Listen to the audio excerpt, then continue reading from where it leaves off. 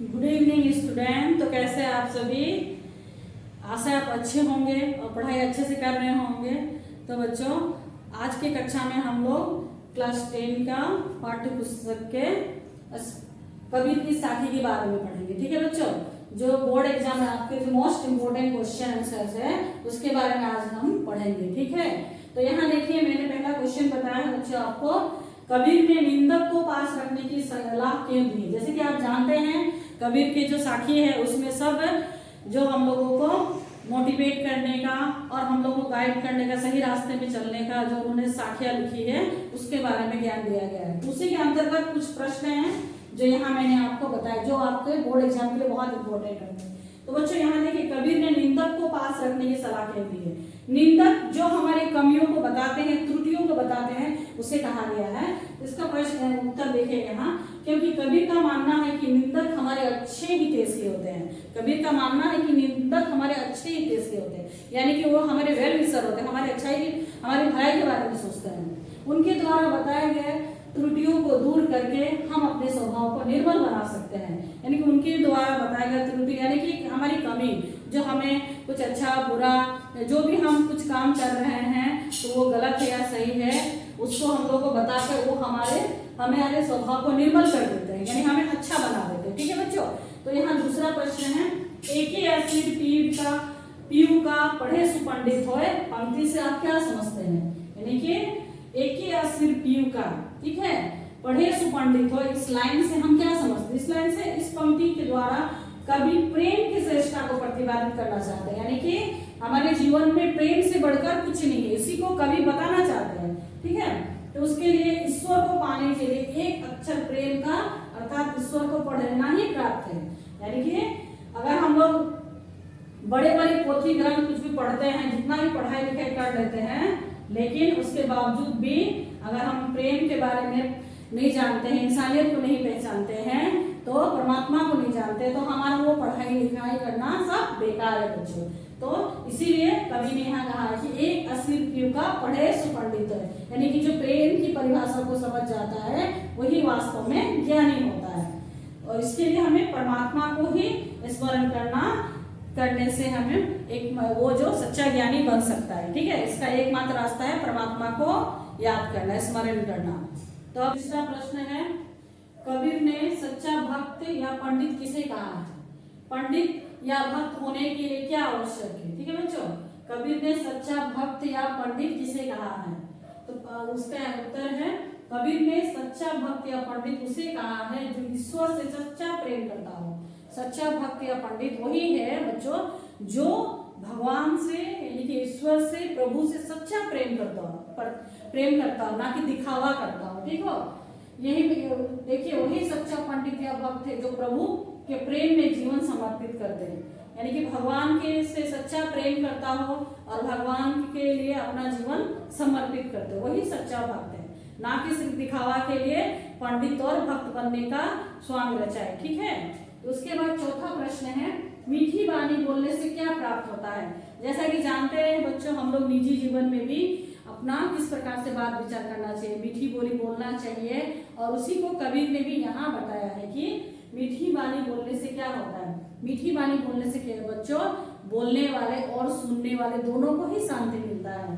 तो यहाँ आंसर इसका है, मीठी वाणी बोलने से सुनने वाले और बोलने वाले दोनों को सुख और शांति मिलती है, यानी कि मन में सकारात्मकता बनी रहती है, यानी कि पॉजिटिविटी आता है। ठीक है, जब हम लोग अच्छा से किसी से बात करते हैं, मीठी बोली का प्रयोग करते हैं, तो जो बोलने वाले और सुनने वाले दोनों को ही शांति मिलती है।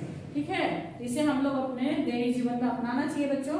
अभी पांचवा क्वेश्चन आता है, साखी शब्द का अर्थ स्पष्ट कीजिए। जैसे कि हम लोग बच्चों कबीर की साखी के बारे में पढ़ रहे हैं, उसके महत्वपूर्ण क्वेश्चन आंसर के बारे में जान रहे हैं, तो यहाँ साखी शब्द का क्या अर्थ है?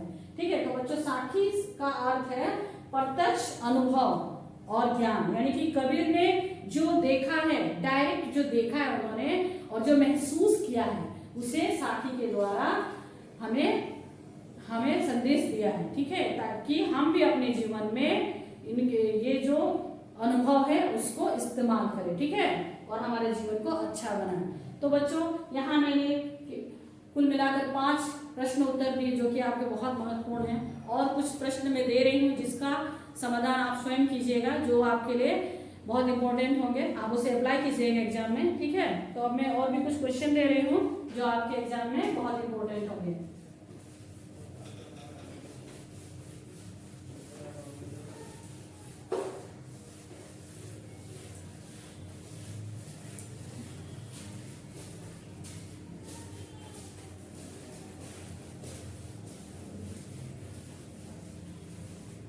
तो बच्चों इसके बाद आता है क्वेश्चन नंबर 6। इन प्रश्नों का आप स्वयं समाधान कीजिएगा बच्चों, खुद सॉल्व कीजिएगा आप इन सबको।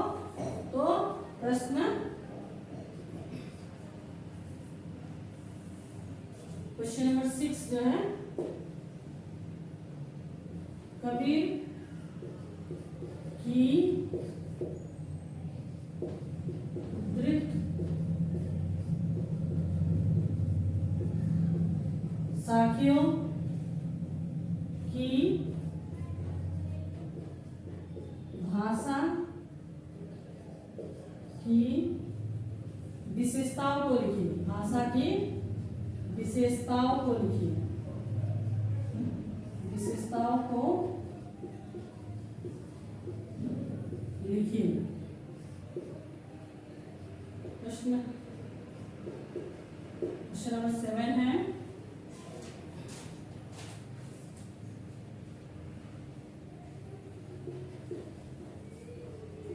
अपने अंदर का दीपक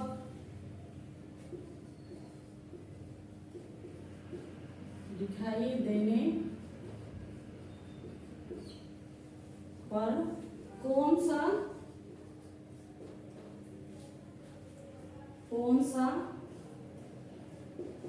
अंधियारा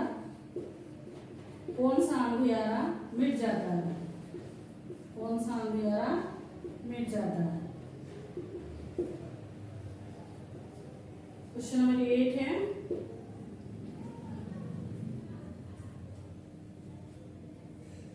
मनुष्य को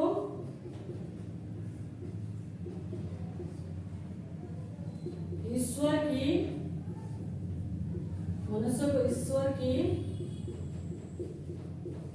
प्राप्ति के लिए क्या क्या क्या करना चाहिए।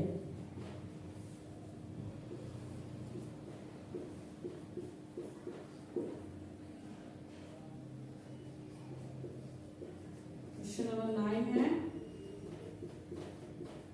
आपा और औरन, आपा और औरन का अर्थ स्पष्ट करें या कीजिए। तो बच्चों ये कुछ प्रश्न है, क्वेश्चन नंबर 6, 7, 8 और 9, ठीक है। आप इनका समाधान खुद कीजिएगा, आप इन्हें सॉल्व कीजिएगा। तो बच्चों आज मैंने आपको कुल 5 प्रश्नों का उत्तर दिया और कुछ इम्पोर्टेंस और भी एक्स्ट्रा दिए हैं जो आप खुद कीजिएगा इसे। तो आशा है बच्चों इन सब प्रश्नों को आप याद कीजिएगा और इसे अप्लाई कीजिएगा, ताकि ये सारे क्वेश्चन जो है आपके एग्जाम में अच्छे अंक ला सके, ठीक है। तो आशा है बच्चों आप इसे पढ़ें और दूसरे बच्चों को भी इसे शेयर करें, ताकि वे बच्चे भी पढ़ें और मेरे चैनल को सब्सक्राइब करें। धन्यवाद।